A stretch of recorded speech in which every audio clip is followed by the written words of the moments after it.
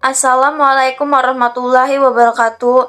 Kami dari kelompok 12 ingin menjelaskan tentang Serikat Pekerja dan Hubungan Industrial. Menurut Mondi 2008, yang pertama menjamin dan meningkatkan standar hidup dan status ekonomi dari para anggotanya.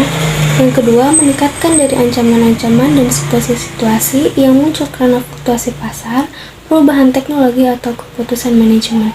Yang ketiga, mempengaruhi hubungan kekuasaan dalam sistem sosial dalam cara-cara yang mendukung dan tidak merugikan perkembangan dan tujuan serikat pekerja. Keempat, memajukan kesejahteraan semua pihak yang bekerja untuk kehidupan, baik itu anggota serikat pekerja atau bukan.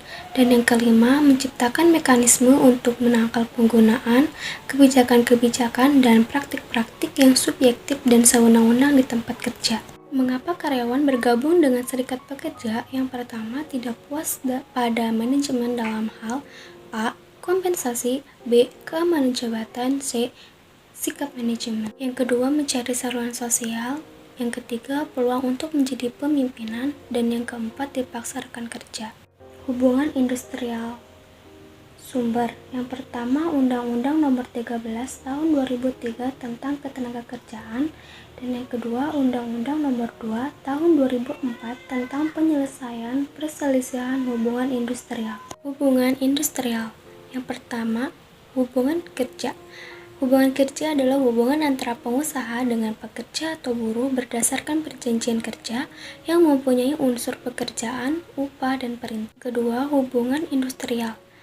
Hubungan industrial adalah suatu sistem hubungan yang terbentuk antara para pelaku dalam proses produksi barang dan atau jasa yang terdiri dari unsur pengusaha, pekerja atau buruh, dan pemerintah yang didasarkan pada nilai-nilai Pancasila dan Undang-Undang Dasar Negara Republik Indonesia tahun 1945. Sistem hubungan serikat karyawan dan manajemen, perlindungan tindakan legal, pemerintah legislatif, eksekutif, yudikatif, aktivitas serikat karyawan, aktivitas manajemen, kesempatan kerja, manajemen perusahaan, kinerja yang efektif, serikat karyawan, kontrak manajemen, serikat pekerja. Fungsi pemerintah: menetapkan kebijakan, memberikan pelayanan, melaksanakan pengawasan, dan melakukan penindakan terhadap pelanggaran peraturan perundang-undangan ketenagakerjaan. Fungsi serikat buruh: menjalankan pekerjaan sesuai dengan kewajibannya, menjaga ketertiban demi kelangsungan produksi, menyalurkan aspirasi secara demokratis, mengembangkan keterampilan dan keahliannya serta ikut memajukan perusahaan dan memperjuangkan kesejahteraan anggota beserta keluarganya. Organisasi pengusaha atau manajemen: menciptakan kemitraan, mengembangkan usaha, memperluas lapangan kerja, memberikan kesejahteraan pekerja atau buruh secara terbuka, demokratis, dan berkeadilan. Ranah hubungan industrial: yang pertama, serikat pekerja atau serikat buruh, yang kedua, organisasi pengusaha, yang ketiga, lembaga kerja sama bipartit, dan yang keempat, lembaga kerja sama tripartit, yang kelima, peraturan perusahaan, dan yang keenam, perjanjian kerja bersama, yang ketujuh, peraturan perundang-undangan ketenagakerjaan, yang kedelapan, lembaga penyelesaian perselisihan hubungan industrial. Peraturan perusahaan: yang pertama adalah peraturan yang dibuat secara tertulis oleh pengusaha yang memuat syarat-syarat kerja dan tata tertib perusahaan, dan yang kedua, peraturan perusahaan disusun oleh dan menjadi tanggung jawab dari pengusaha yang bersangkutan. Yang ketiga, pengusaha yang mempekerjakan pekerja atau buruh sekurang-kurangnya 10 orang wajib membuat peraturan perusahaan yang mulai berlaku setelah disahkan oleh menteri atau pejabat yang ditunjuk. Yang keempat, peraturan perusahaan yang disusun dengan memperhatikan saran dan pertimbangan dari wakil pekerja atau buruh di perusahaan yang bersangkutan. Yang kelima, dalam hal di perusahaan telah terbentuk serikat pekerja atau buruh, maka wakil pekerja atau buruh adalah pengurus serikat pekerja atau serikat buruh. Dan yang keenam, ketentuan dalam peraturan perusahaan tidak boleh bertentangan dengan ketentuan peraturan perundang-undangan yang berlaku. Yang ketujuh, masa berlaku peraturan perusahaan paling lama 2 tahun dan wajib diperbarui setelah habis masa berlakunya. Yang kedelapan, perubahan peraturan perusahaan sebelum berakhir masa berlakunya hanya dapat dilakukan atas dasar kesepakatan antara pengusaha dan wakil pekerja atau buruh. Yang kesembilan, selama masa berlakunya peraturan perusahaan, apabila serikat pekerja atau serikat buruh di perusahaan menghendaki perundingan pembuatan perjanjian kerja bersama, maka pengusaha wajib melayani. Yang kesepuluh, kewajiban membuat peraturan perusahaan tidak berlaku bagi perusahaan yang telah memiliki perjanjian kerja bersama. 11. Ketentuan dalam peraturan perusahaan tidak boleh bertentangan dengan ketentuan peraturan perundang-undangan yang berlaku. Perusahaan sekurang-kurangnya memuat: yang pertama, hak dan kewajiban pengusaha; yang kedua, hak dan kewajiban pekerja atau buruh; yang ketiga, syarat kerja; yang keempat, tata tertib perusahaan; dan yang kelima, jangka waktu berlakunya peraturan perusahaan. Perjanjian kerja bersama yang pertama adalah perjanjian yang merupakan hasil perundingan antara serikat pekerja atau serikat buruh atau beberapa serikat pekerja atau serikat buruh yang tercatat pada instansi yang bertanggung jawab di bidang ketenagakerjaan dengan pengusaha atau beberapa pengusaha atau perkumpulan pengusaha yang memuat syarat-syarat kerja, hak dan kewajiban kedua belah pihak. Yang kedua, dalam satu perusahaan hanya dapat dibuat satu perjanjian kerja bersama yang berlaku bagi seluruh pekerja atau buruh di perusahaan.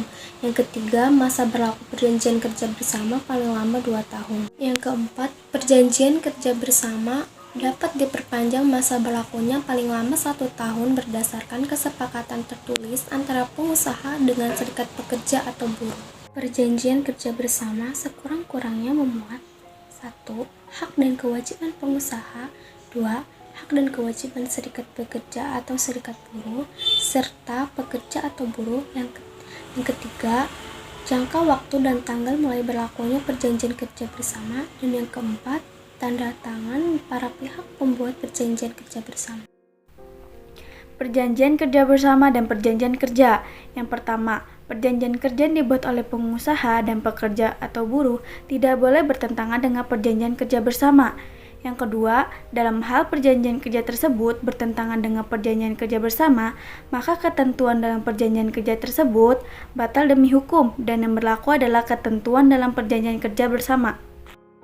Perjanjian kerja bersama yang pertama, dalam hal terjadi pembubaran serikat pekerja atau serikat buruh atau pengalihan kepemilikan perusahaan, maka perjanjian kerja bersama tetap berlaku sampai berakhirnya jangka waktu perjanjian kerja bersama. Yang kedua, perjanjian kerja bersama mulai berlaku pada hari penandatanganan kecuali ditentukan lain dalam perjanjian kerja bersama tersebut. Yang ketiga, perjanjian kerja bersama yang ditandatangani oleh pihak yang membuat perjanjian kerja bersama selanjutnya didaftarkan oleh pengusaha pada instansi yang bertanggung jawab di bidang ketenagakerjaan. Perselisihan hubungan industrial adalah perbedaan pendapat yang mengakibatkan pertentangan antara pengusaha atau gabungan pengusaha dengan pekerja atau buruh atau serikat pekerja atau serikat buruh karena adanya perselisihan mengenai hak, perselisihan kepentingan, dan perselisihan pemutusan hubungan kerja, serta perselisihan antara serikat pekerja atau serikat buruh hanya dalam satu perusahaan. Penyelesaian perselisihan. Yang pertama, penyelesaian perselisihan hubungan industrial wajib dilaksanakan secara musyawarah dan mufakat. Yang kedua, seandainya penyelesaian ini tidak tercapai, maka penyelesaian dilakukan melalui prosedur penyelesaian hubungan industrial yang diatur dengan undang-undang. Yang ketiga, saat ini sudah terdapat undang-undang yang mengaturnya, yakni Undang-Undang Nomor 2 Tahun 2004 tentang penyelesaian perselisihan hubungan industrial. Mogok kerja. Yang pertama adalah tindakan pekerja atau buruh yang direncanakan dan dilaksanakan secara bersama-sama atau oleh serikat pekerja atau serikat buruh untuk menghentikan dan memperlambat pekerjaan. Yang kedua, mogok kerja sebagai hak dasar pekerja atau buruh dan serikat pekerja atau serikat buruh dilakukan secara sah, tertib, dan damai sebagai akibat gagalnya perundingan. Yang ketiga, gagalnya perundingan adalah tidak tercapainya kesepakatan penyelesaian perselisihan hubungan industrial yang dapat disebabkan karena pengusaha tidak mau melakukan perundingan atau perundingan mengalami jalan buntu. Yang keempat, tertib dan damai berarti tidak mengganggu keamanan dan ketertiban umum atau mengancam keselamatan jiwa dan harta benda milik perusahaan atau pengusaha atau orang lain atau milik masyarakat. Yang kelima, sebelum mogok kerja, sekurang-kurangnya 7 hari kerja, pekerja atau buruh dan serikat pekerja atau serikat buruh wajib memberitahukan secara tertulis kepada pengusaha dan instansi yang bertanggung jawab di bidang ketenagakerjaan setempat. Yang keenam, pemberitahuan ini sekurang-kurangnya memuat A. Waktu, hari, tanggal, dan jam dimulai dan diakhiri mogok kerja. B. Tempat mogok kerja. C. Alasan dan sebab-sebab mengapa melakukan mogok kerja. D. Tanda tangan ketua dan sekretaris atau masing-masing ketua dan sekretaris buruh sebagai penanggung jawab kelompok. Yang ketujuh, dalam hal tidak ada pemberitahuan sekurang-kurangnya 7 hari kerja, maka dengan alasan demi menyelamatkan alat produksi dan aset perusahaan, pengusaha dapat mengambil tindakan sementara dengan cara A. Melarang para pekerja atau buruh yang mogok kerja berada di lokasi kegiatan proses produksi, atau B. Bila dianggap perlu melarang pekerja atau buruh yang mogok kerja berada di lokasi perusahaan. Yang kedelapan, permasalahan mogok kerja harus mendapatkan penyelesaian, sehingga baik sebelum dan selama mogok kerja berlangsung, instansi yang bertanggung jawab di bidang ketenagakerjaan wajib menyelesaikan masalah yang menyebabkan timbulnya pemogokan dengan mempertemukan dan merundingkan dengan para pihak yang berselisih. Yang kesembilan, pekerja atau buruh yang melakukan mogok kerja secara sah dalam melakukan tuntutan hak normatif yang sungguh-sungguh dilarang oleh pengusaha. Pekerja atau buruh berhak mendapatkan upah. Yang ke-10, terhadap mogok kerja yang dilakukan sesuai ketentuan kepada pengusaha dilarang A. Mengganti pekerja atau buruh yang mogok kerja dengan pekerja atau buruh lain dari luar perusahaan, atau B. Memberikan sanksi atau tindakan balasan dalam bentuk apapun kepada pekerja atau buruh dan pengurus serikat pekerja atau buruh selama dan sesudah melakukan mogok kerja. Penutupan perusahaan atau lockout adalah tindakan dan merupakan hak dasar pengusaha untuk menolak pekerja atau buruh seluruhnya atau sebagian untuk menjalankan pekerjaan sebagai akibat gagalnya perundingan. Namun, pengusaha tidak dibenarkan melakukan lockout sebagai tindakan balasan sehubungan dengan adanya tuntutan normatif dari pekerja atau buruh dan serikat pekerja atau serikat buruh. Lockout dilarang dilakukan pada perusahaan-perusahaan yang melayani kepentingan umum dan jenis kegiatan yang membahayakan keselamatan jiwa manusia meliputi rumah sakit, pelayanan jaringan air bersih, pusat pengandalian telekomunikasi, pusat penyediaan tenaga listrik, pengolahan minyak dan gas bumi, serta kereta api. Pengusaha wajib memberitahukan secara tertulis kepada pekerja atau buruh serta instansi yang bertanggung jawab di bidang ketenagakerjaan setempat sekurang-kurangnya 7 hari kerja sebelum lockout dilakukan. Pemberitahuan tersebut sekurang-kurangnya memuat A. Waktu, hari, tanggal, dan jam dimulai dan diakhir penutupan perusahaan. B. Alasan dan sebab-sebab melakukan lockout. Namun, pemberitahuan tidak diperlukan apabila pekerja atau buruh atau serikat pekerja atau buruh A. Melanggar prosedur mogok kerja sebagai dimaksud dalam pasal 140. B. Melanggar ketentuan normatif yang ditentukan dalam perjanjian kerja, peraturan perusahaan, perjanjian kerja bersama, atau peraturan perundang-undangan yang berlaku. Sebelum dan selama lockout berlangsung, instansi yang bertanggung jawab di bidang ketenagakerjaan berwenang langsung menyelesaikan masalah yang menyebabkan timbulnya lockout dengan mempertemukan dan berundingkan dengan para pihak yang berselisih. Apabila perundingan tidak menghasilkan kesepakatan, maka atas dasar perundingan antara pengusaha dan serikat pekerja atau buruh, lockout dapat diteruskan atau dihentikan untuk sementara atau dihentikan sama sekali. Tata cara penyelesaian perselisihan hubungan industrial. Yang pertama, Bipartit, Undang-Undang Nomor 2 Tahun 2004 tentang penyelesaian hubungan industrial.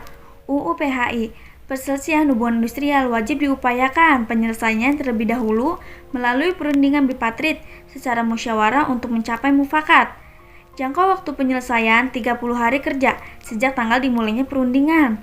Jika salah satu pihak menolak untuk berunding atau tidak ada kesepakatan, maka bipartit dianggap gagal. Yang kedua, tripartit. Undang-Undang Nomor 2 Tahun 2004 Pasal 1 Angka 10 tentang penyelesaian perselisihan hubungan industrial.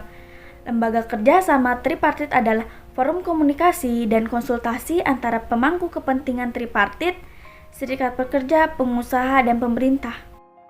Yang ketiga, gagalnya bipartit. Salah satu atau kedua pihak mencatatkan perselisihannya kepada instansi yang bertanggung jawab di bidang ketenagakerjaan. Instansi tersebut wajib menawarkan kepada para pihak untuk menyepakati memilih penyelesaian melalui konsiliasi atau memilih arbitrase. Jika para pihak tidak menetapkan pilihan, maka dalam waktu 7 hari kerja instansi tersebut akan melimpahkan penyelesaiannya perselisihan kepada mediator atau mediasi. dalam hal penyelesaian melalui konsilasi atau mediasi tidak mencapai kesepakatan, maka salah satu pihak dapat mengajukan gugatan kepada pengadilan hubungan industrial. Cukup sekian dari kelompok kami, kurang lebihnya mohon maaf. Wassalamualaikum warahmatullahi wabarakatuh.